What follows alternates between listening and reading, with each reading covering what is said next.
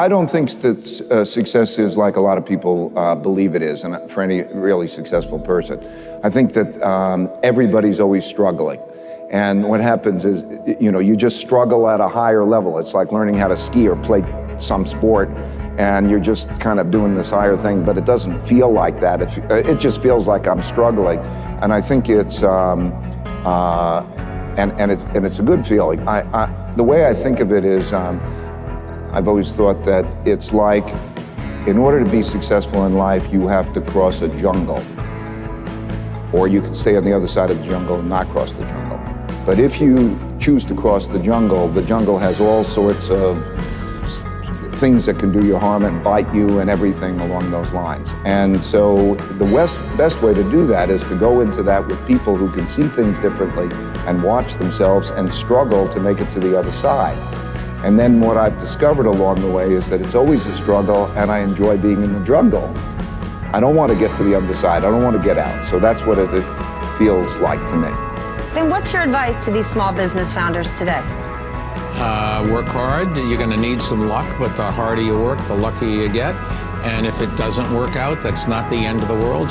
I just don't have anything in common with people that sit there and say, oh my God, it was terrible. So it's water over the dam, under the bridge. Get on with it and start another business the next day or another career.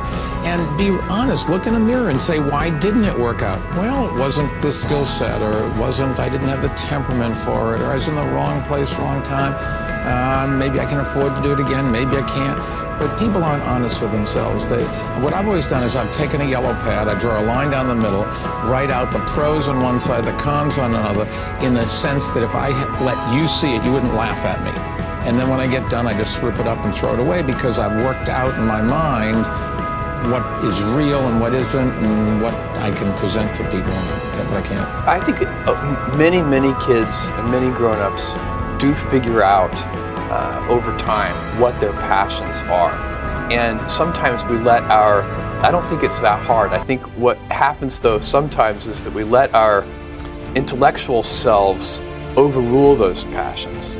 And so that's what needs to be guarded against.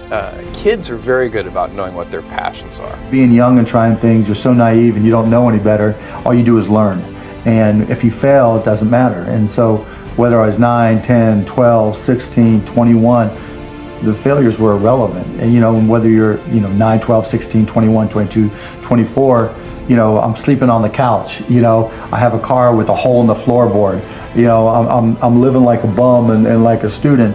And so what did I have to lose? And so I think that influenced me as much as anything. So it was, my dad was like, go for it.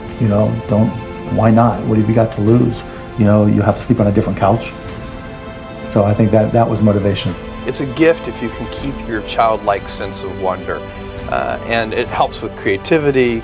It helps to have fun. You laugh more and play more if you keep that childlike sense of wonder. And I think if you believe in what you're doing, many people will tell you, why you're mistaken, why it'll never work. But if you really believe passionately in what you're doing, just keep going, keep pushing on, and until you either succeed or at least you realize that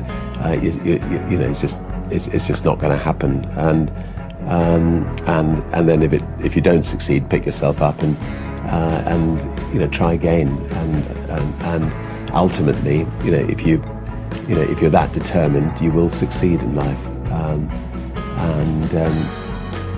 And if you don't, you'll have a hell of a lot of fun trying. I don't think that you can invent on behalf of customers unless you're willing to think long term, because a lot of invention doesn't work. If you're going to invent, it means you're going to experiment, you have to think long term. So these three ideas, customer centricity, long-term thinking, and a passion for invention, those go together. That's how we do it. And by the way, we have a lot of fun doing it that way. A lot of times my issue is people are not setting goals that will be something that somebody who becomes rich or could do anything. You got to be excited about working on that for 10 years. So you got to have a big enough goal that you attract the best people and you retain them and you keep them focused. And in my experience, you don't go wrong. Maybe you don't hit it next year, Or maybe you fail entirely and you discover something more exciting to work on with the same set of people. Do something you're very passionate about.